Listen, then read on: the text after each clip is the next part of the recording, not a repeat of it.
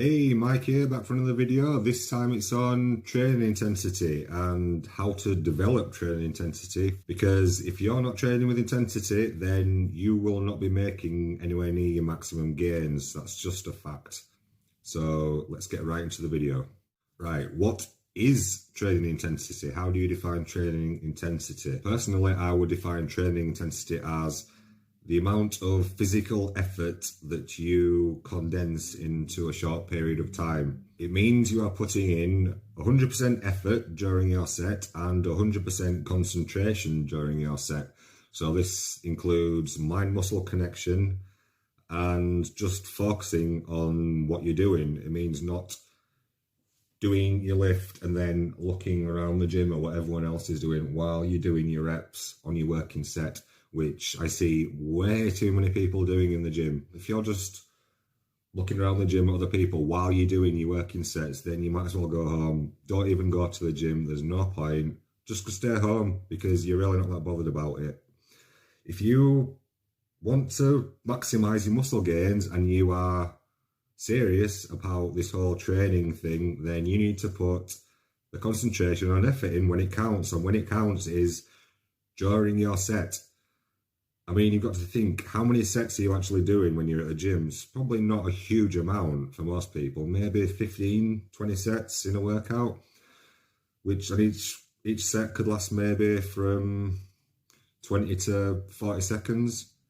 So if you can't concentrate for 20 to 40 seconds, 10 or 20 times for your workout, then I don't think there's any hope for you. So if you can't do that, then just admit that training isn't for you, getting big isn't for you, looking good isn't for you, and just go and do something else like needlecraft or something. Now, training intensity can really only be counted on the last couple of reps of a set because everything before that is just a warm-up, really. It's just building up to those last few reps. And if you stop before those last few reps, then you are not going to get the main benefits of your set, of your working set. So all these people who are stopping 3 reps short of failure in the sets, in all the sets, in all the working sets, they are missing out on maximum gains, not even maximum gains, just a big amount of their gains. If you're stopping 3 reps short of failure in all your working sets, then you have zero training intensity. You don't have any training intensity and you are not going to make optimal progress in your lifting career. So let's say you're doing a set and you get to the point where it feels hard. It feels like you've got to concentrate more and put more effort into the reps for them to keep moving and keep going.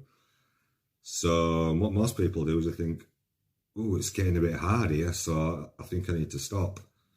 That's the last thing you need to do. When it gets hard, that's when the intensity starts building, and that's when you are creating the muscle damage that's going to lead to the growth. You've got to think of every single working set as a chance for you to send the signals to your muscles that they need to grow bigger.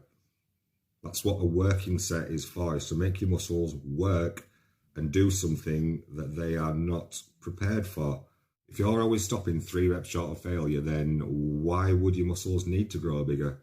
Why would they need to adapt? You're not giving them the signals that they need to grow bigger. Muscle growth is an adaptive stress. It's your muscles adapting to stress that they are not used to. And that stress that they're not used to happens in the last few reps. What you need to do to get better at your training intensity and develop more training intensity is start pushing to failure. And if you're doing exercises where you can't hit failure, then set them up so that you can. So this means in bench press, for example, benching the squat rack with the safety bars. By going to failure, you are going to develop that knowledge of how it feels to approach failure. So after doing this for a few times, for a few workouts, you are going to get a good feeling and knowledge of when you will be failing. So the next question is, how close to failure, how intense should you be taking your working sets? Because some people say you should be doing every working set to failure. maximal effort until you can't get any more reps, like Dorian Yates style training.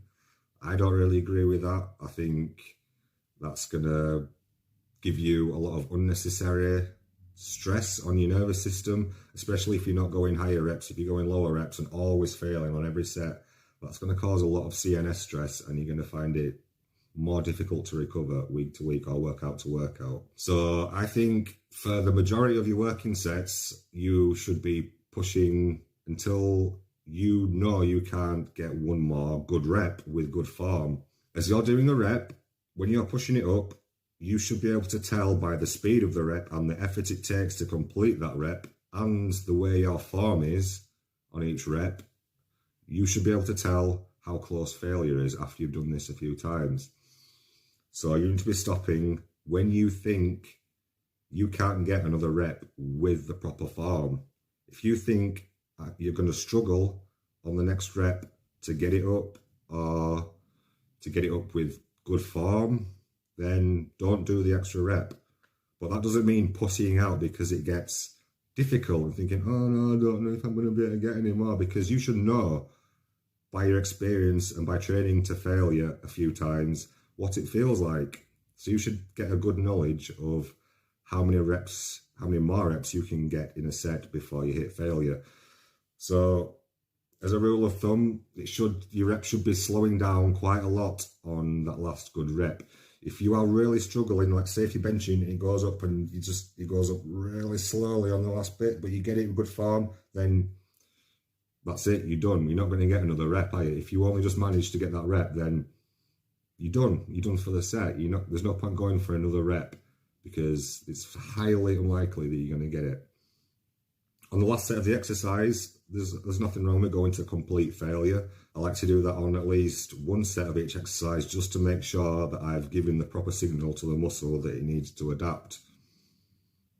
And a good way to do that is just by hitting absolute muscular failure, which means you're pushing and the weight literally does not move anymore. It stays static or wants to come back down. And that's muscular failure. So I think the proper compromise between training intensity and volume is you do the majority of your sets where you do as many reps as you can until you know or you have a good idea that you will not be able to get one more rep with good form, and then that's your set done. That's your working sets done until the last set of your exercise, which I recommend to do to failure, because then you know you've done everything you can do for that exercise. And you've also got the volume in by doing the sets previously with near maximal intensity. I just wanted to put this out there because there seems to be a lot of misconceptions about what is intensity and what counts as intensity during a set. And it's quite simple, really. It's just effort. It's just concentration and effort and focusing 100% on what you're doing and putting everything in, which a lot of people seem to struggle with. So that's it for the video. If you have any comments or questions, leave them down below and I'll do my best to answer them. As always, like, comment, subscribe. I will see you next time.